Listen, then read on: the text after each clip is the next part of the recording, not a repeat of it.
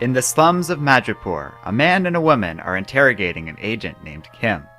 The agent was Hydra's eyes and ears at a recent auction held in the city. The auction featured many groups, including Hydra, AIM, and even the US government, all interested in one thing: the 3 last pieces of Wolverine's remains. The bidding begins at $50 million. By the time the bidding is started, people were already dying. Nobody knew yet, but outside, guards were silently being taken down. Daken, the son of Wolverine, was on the scene. Daken detonates a mine on the roof, but the auctioneer assures everyone that the building is secure and all is well. The bidding resumes, and the last bid comes from AIM for $340 million. Then it happened.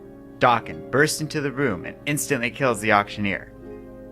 His bodyguard hits him with a breath of superheated plasma, but Agent Kim says that Daken looks and acts different, as if the son of Wolverine is barely even human anymore.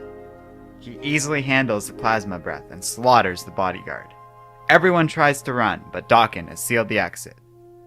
Daken says that these are his father's remains and that nobody is to touch them. Anyone who tries to buy, sell, trade, or replicate any piece of Wolverine will be hunted down and killed by his son. 3 people will survive to deliver this message. The rest will be his demonstration. The son of Wolverine begins to slaughter everyone in the room. In the end, as Daken promised, only 3 remain.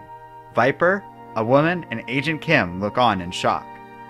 The woman is revealed to be Mystique, who is outraged at Daken's actions and says that he knows she would have won the auction and put Wolverine to rest once and for all. The 2 who are interrogating Agent Kim are not happy though.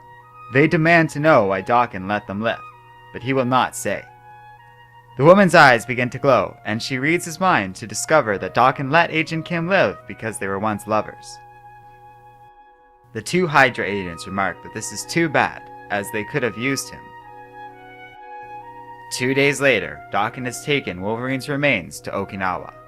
A woman agrees to begin a death rite in Wolverine's name, but says there's not much she can do with the scarce remains of Logan. Daken asks that she only does her best, and the ritual begins. Daken goes through the ritual and the funeral, until it is time for the removal of the bones. He only says one thing: Father.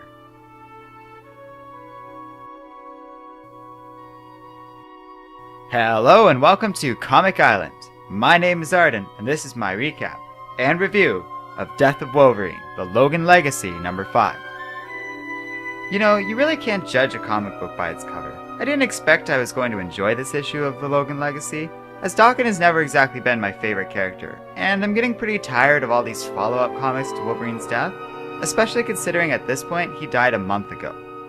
But I really like this comic. Every single page features Daken going through the funeral rite, and it corresponds with the main story quite well. This is excellent writing, and I really like this comic's story. Daken has clearly been changed, and for those wondering why, I'll give a brief explanation. See, Daken is Wolverine's son, but Logan never really knew about him, and the boy was instead raised not only to be a killer, but just an all-around bad person.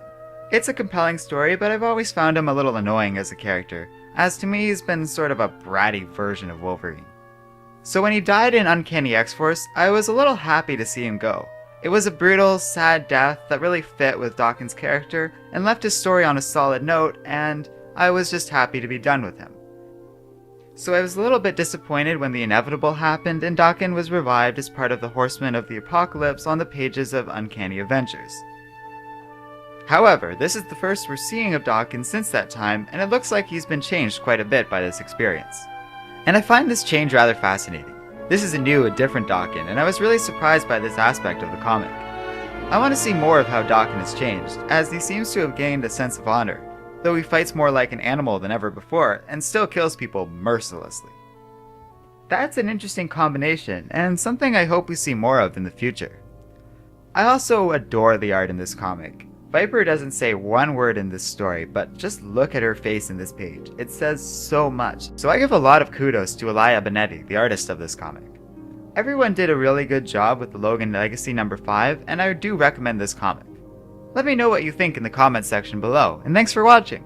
Be sure to check out our website and Facebook page in our video description. Finally, don't forget to like, subscribe, and keep reading comics.